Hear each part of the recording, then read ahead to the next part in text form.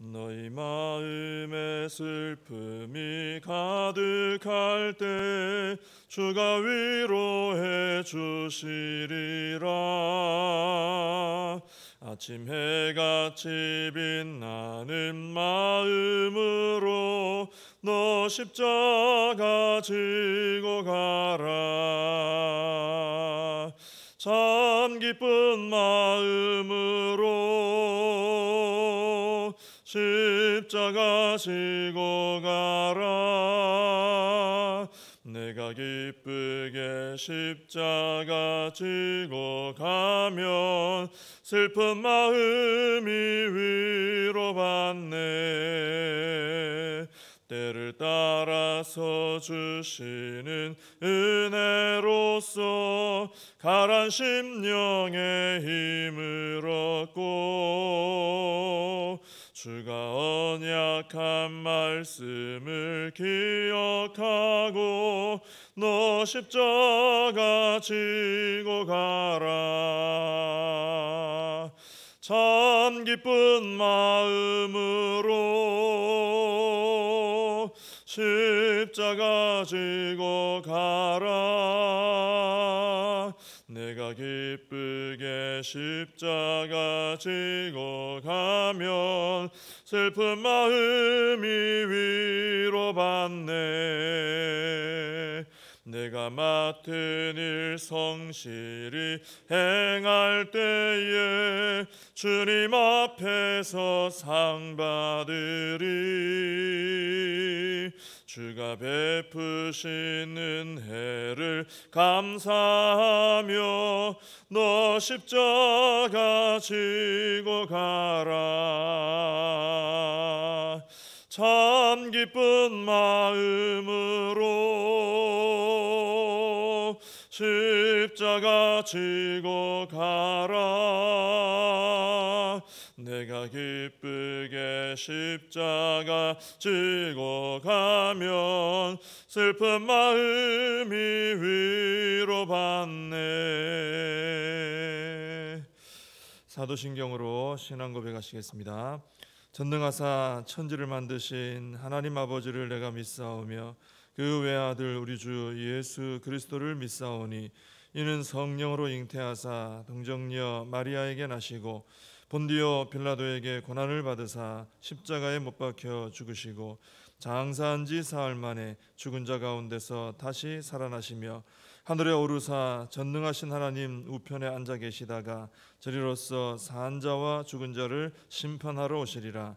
성령을 믿사오며 거룩한 공회와 성도가 서로 교통하는 것과 죄를 사하여 주시는 것과 몸이 다시 사는 것과 영원히 사는 것을 믿사옵나이다. 아멘. 누가복음 22장 63절에서 71절까지입니다. 누가복음 22장 63절에서 71절까지 봉독을 해드리겠습니다. 지키는 사람들이 예수를 희롱하고 때리며 그의 눈을 가리고 물어 이르되 선지자 노릇하라. 너를 친 자가 누구냐 하고 이 외에도 많은 말로 욕하더라. 날이 새매 백성의 장로들 곧 대제사장들과 서기관들이 모여서 예수를 그 공회로 끌어들여 이르되 네가 그리스도이거든 우리에게 말하라. 대답하시되 내가 말할지라도 너희가 믿지 아니할 것이요 내가 물어도 너희가 대답하지 아니할 것이니라. 그러나 이제부터는 인자가 하나님의 권능의 우편에 앉아 있으리라 하시니 다 이르되 그러면 네가 하나님의 아들이냐. 대답하시되 너희들이 내가 그라고 말하고 있느니라. 그들이 이르되 어찌 더 증거를 요구하리요. 우리가 친히 그 입에서 들었노라 하더라. 아멘. 예수님은 이제 겟세마네 동산에서 잡혀가신 후에 모진 조롱과 이제 고난을 경험을 하십니다. 63절에 보시면은 예수님을 지키고 있던 사람들이 예수님을 희롱하고 때렸다 그러죠. 여기 지키고 있던 사람들, 예수님 지키고 있던 사람들은 이제 대제사장의 이제 하인들입니다. 아랫사람들이죠. 이 사람들이 예수님 이제 체포해 가서 이제 계시는데 지키고 있다가 이렇게 막 조롱을 하는 거예요. 여기 이제 희롱하다라는 말은 뭐 희롱하는 게 그거죠. 가지고 놀았다 이런 뜻이죠. 아주 괴롭히면서 놀았다는 겁니다. 예수님을 놀이객감으로 삼아서 심심한데 우리 이 사람 좀 놀리며 좀 즐기자 이런 마음으로 이제 대했던 것이죠.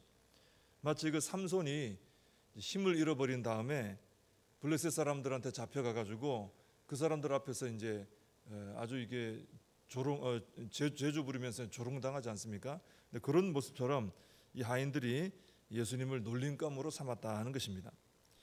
64절에 보면 이 하인들은 예수님의 눈을 가리고 때립니다. 그러면서 선지자 노릇하라. 너 선지자면은 알 수 있지 않느냐? 눈 가렸지만 누가 때렸는지 한번 맞춰봐. 그런 거죠.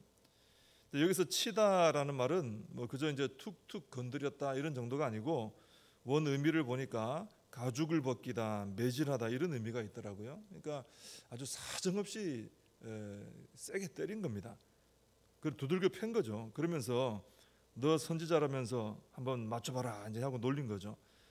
그리고 이제 65절에 보면은 또 많은 말로 욕하고 그렇게 하면서 계속 욕을 하는 거예요. 엄청난 욕을 퍼붓는 거죠. 참 견디기 힘든 그런 상황입니다. 그런데 주님은 이런 희롱과 또 심한 욕설, 구타 여기에 대해서 아무런 대응을 하지 않으십니다. 뭐 십자가에 달리실 때도 그러셨지만 그리고 묵묵히 하는 대로 이렇게 당하고 계신 거죠. 왜냐하면은 이 견딜 수 있는 이유가 뭐냐면은 이 조롱 또 이 매질 욕하고 고난받고 하는 이거 끝에 또 십자가도 지시죠. 근데 그 십자가 끝에 아버지의 뜻대로 구원의 길이 열리고 또 영원한 승리가 있다라는 사실을 주님은 너무 명확히 알고 계신 거예요. 이 과정인데, 이 잠깐 지나가는 과정인데, 이 지나가는 과정을 잘 견디고 십자가 지시면 영원한 승리가 있다라는 것을 주님이 너무나 잘 아시는 거죠. 그러니 여기서 한번 욱했다가는 뭐 아버지의 뜻 이루어가는 일에 지장이 될 수 있지 않습니까? 그래서 예수님께서 그 기쁨, 그 승리의 기쁨과 그것을 아시기 때문에 이 과정의 어려움을 견뎌내셨다라는 것입니다. 그래서 우리가 예수님 볼 때 본받을 게 있죠. 깨닫는 게 있습니다. 뭐냐면은 우리도 이제 신앙생활하고 이 땅에서 믿음 지켜나가는 게 참 쉽지 않습니다. 근데 그것을 이겨내는 그런 승리하는 힘이 어디서 오느냐? 우리가 날마다 마지막 날에 있을 그 최후 심판의 날 있을 승리를 바라보는 거예요. 그거 이제 바라보고 붙들라고 인내하라고 그 말씀들을 우리에게 성경을 통해 잘 가르쳐 주셨던 거죠. 이게 굉장히 힘이 되는 것이죠. 그러니까 마지막 결과를 아는 거하고 그거 모르는 거하고는 많은 차이가 있습니다. 그리고 마지막에 내가 이긴다는 거를 알고 있는 거하고 모르는 것도 많은 차이가 있죠. 근데 성도는 끝까지 믿음을 지키면 승리하는 거예요. 면류관 씌워주시고 하늘의 상을 받고 영원한 그 축복의 복락의 삶을 누리고 다 알잖아요, 그죠? 그걸 날마다 바라보고 그게 믿음으로 붙들어지는 사람은 여기서 매일매일 살아가는 과정에서 성도로서 당하는 고난들, 조롱들, 어떤 억울함들 이런 것들을 이겨낼 힘이 그 마지막 날 승리를 바라볼 때 거기서 힘이 나오는 것입니다. 그래서 우리는 성도로서 믿음을 잘 지켜나가고 승리하는 그날까지 우리가 그 마지막 날을 바라보며 사모하며 그 힘을 가지고 우리가 이 모든 고난을 이겨내야 될 줄로 믿습니다. 예수님께서 그것을 이제 우리에게 보여주신 것이죠. 그리고 이제 날이 샜습니다. 그리고 종교 지도자들이 예수님을 공회로 끌어가서 네가 그리스도이거든 우리에게 말하라 그렇게 합니다. 그랬더니 예수님께서 내가 말할지라도 너희가 믿지 아니할 것이요 내가 물어도 너희가 대답하지 아니할 것이다 그 말씀하셨습니다. 이 예수님의 말씀 속에서 느껴지는 게 뭐가 있으십니까? 내가 말할지라도 너희가 믿지 않을 것이다. 내가 물어도 너희가 대답하지 않을 것이다. 너희가 나를 누구라고 생각하느냐 물어도 대답이 바로 나오지 않는다는 거죠. 이 질문 속에 주님의 마음이 있어요. 뭐냐면은 예수님은 우리가 주님의 말씀을 듣고 믿기를 원하시는 겁니다. 주님의 말씀을 듣고 믿기를 원해요. 이것은 믿어야 복이 되기 때문이죠. 그리고 주님께서 내가 누구냐 물었을 때 베드로처럼 신앙 고백이 우리에게 있기를 바라시는 거예요. 주님과의 관계죠. 믿음과 주님과의 관계, 그걸 원하시는 겁니다. 자, 그런데 이 종교 지도자들에게 하신 말씀을 보면은 이 유대 종교 지도자들에게는 예수님께서 그런 것을 전혀 기대를 안 하고 계시다는 걸 알 수 있어요.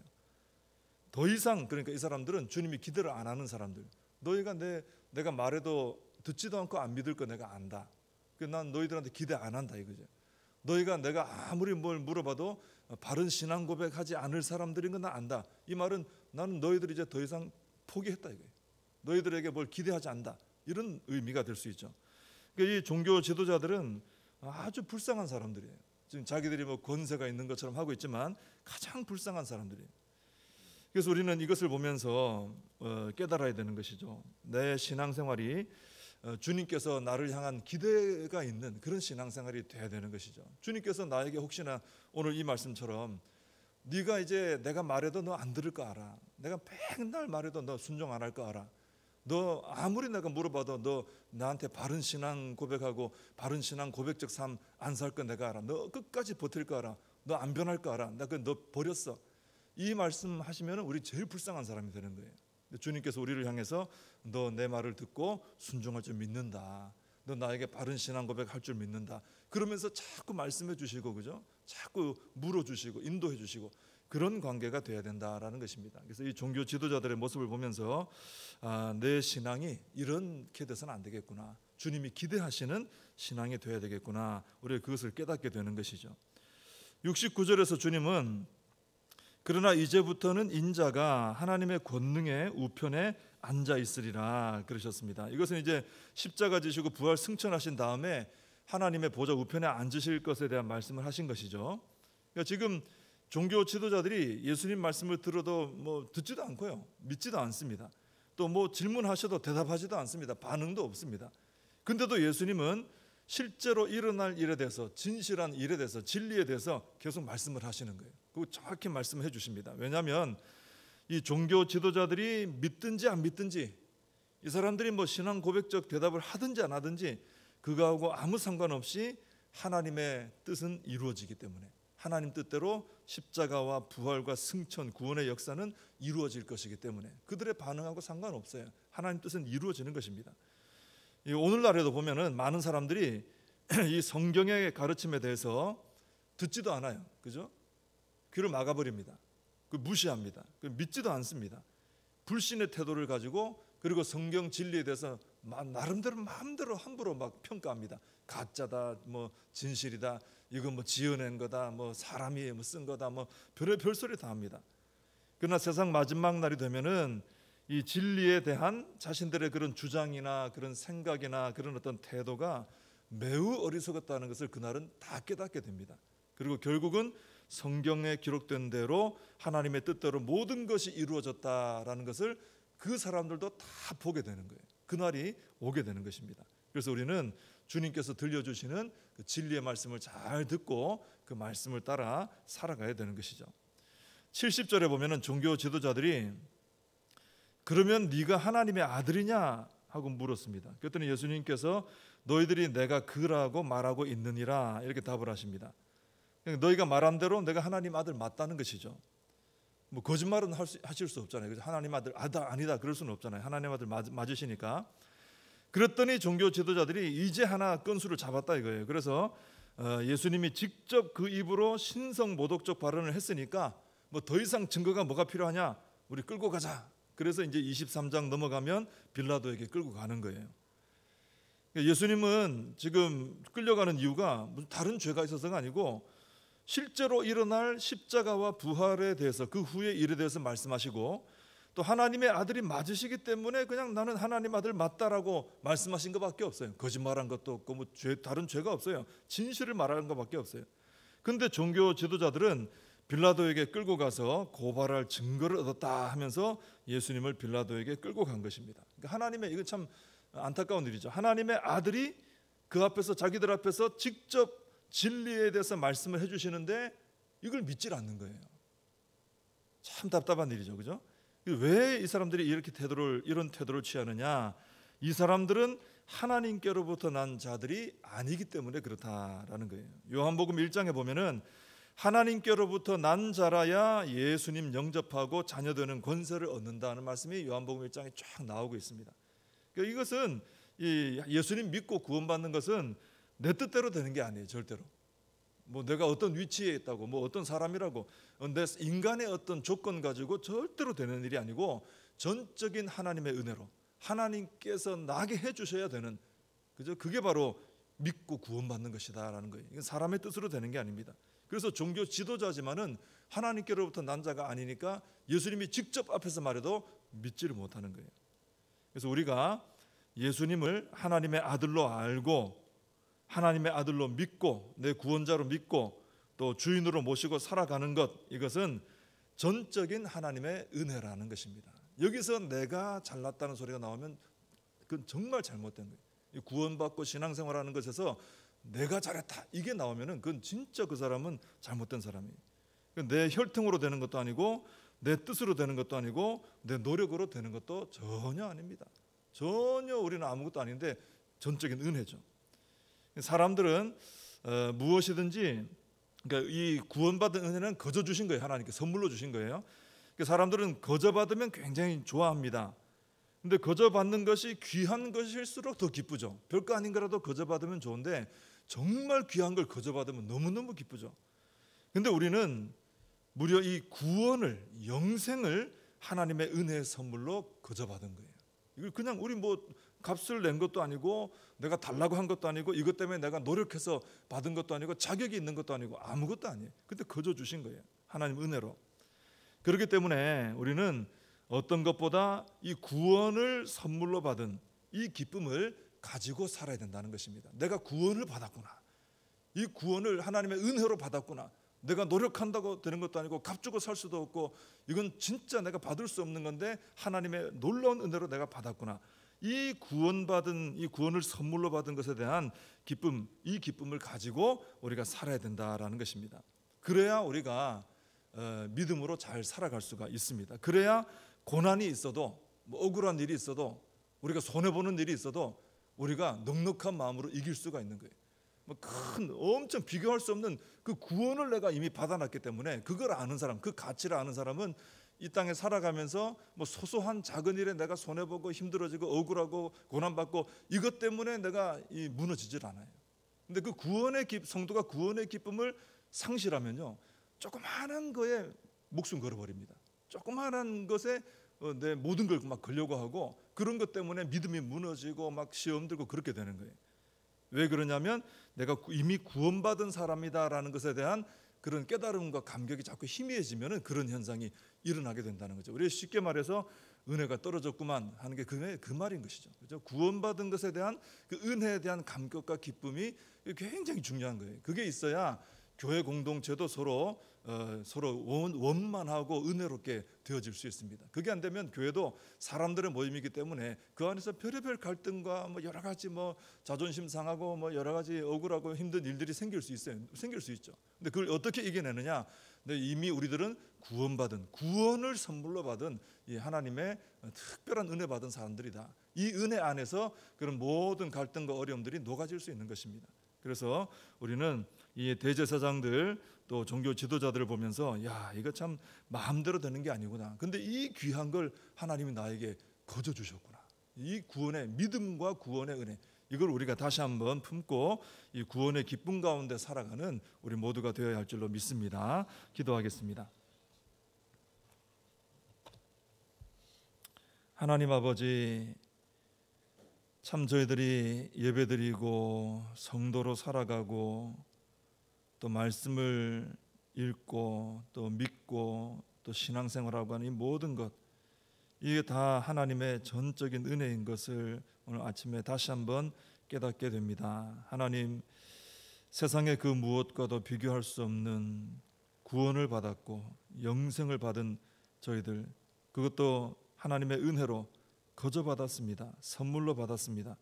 이미 정말 놀라운 구원의 이 은혜를, 선물을 받은 사람들로서 우리가 이 땅에 살아가면서 여러 가지 믿음으로 인해 고난 당하더라도, 어려운 일이 있을지라도 이 구원의 기쁨과 감격 속에서 이겨내는 저희들이 될 수 있도록 은혜를 다하여 주시옵소서. 예수님의 이름으로 기도하옵나이다. 아멘. 주님과 주신 기도로 예배를 마칩니다. 하늘에 계신 우리 아버지여, 이름이 거룩히 여김을 받으시오며 나라의 임하옵시며 뜻이 하늘에서 이룬 것 같이 땅에서도 이루어지이다. 오늘날 우리에게 일용할 양식을 주옵시고 우리가 우리에게 죄진 자를 사하여 준 것 같이 우리 죄를 사하여 주옵시고 우리를 시험에 들게 하지 마옵시고 다만 악에서 구하옵소서. 대개 나라와 권세와 영광이 아버지께 영원히 있사옵나이다. 아멘. 오늘 말씀 붙들고 기도하시고 이 나라 민족을 위해서 기도하시고 교회와 우리 다음 세대 여름 사역을 위해서 우리 모든 사명을 붙들고 기도하겠습니다.